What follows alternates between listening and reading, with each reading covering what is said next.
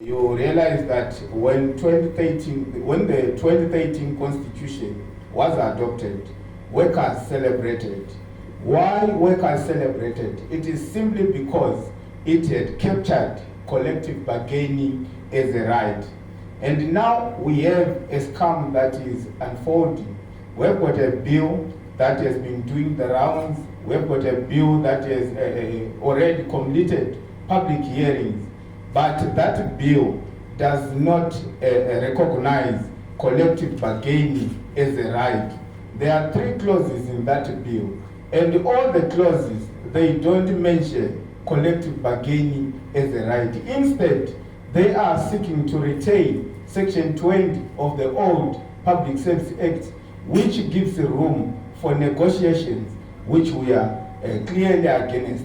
So if we allow that bill to survive and be enacted into a public service act in its form, we are doomed, because if it retains negotiations instead of bringing in collective bargaining, which means as workers we are defeated.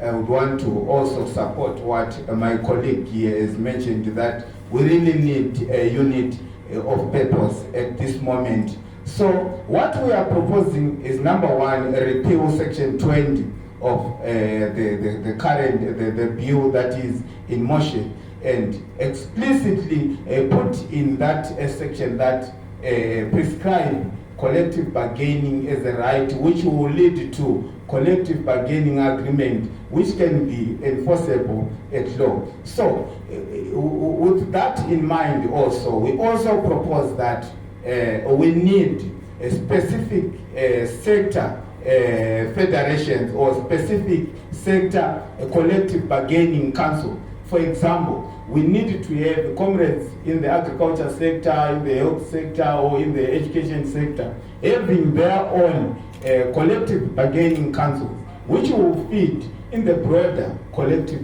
bargaining council. With that, I believe, and we also believe, that we have to achieve whatever we may bargain for.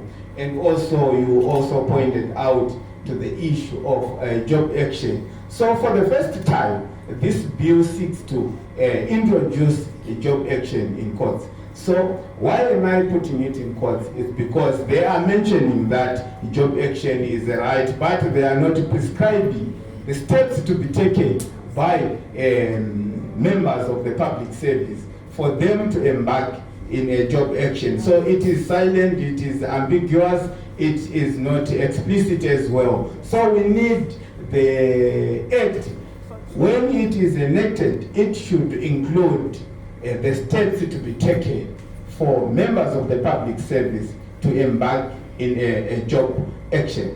So again, there is a section that talks about a minister having powers to regulate or to prescribe some sectors as essential service sector. So that leaves us also in a dilemma where we don't have measures to take if we want to contest that. So for example, Minister Mugaga Tongoti education sector yatongoa essential service. As a result, they are not supposed to embark in a job action or in a strike. That should be opposed. Corporate Munya, let me go to you there. I will come back to you when we do the discussion.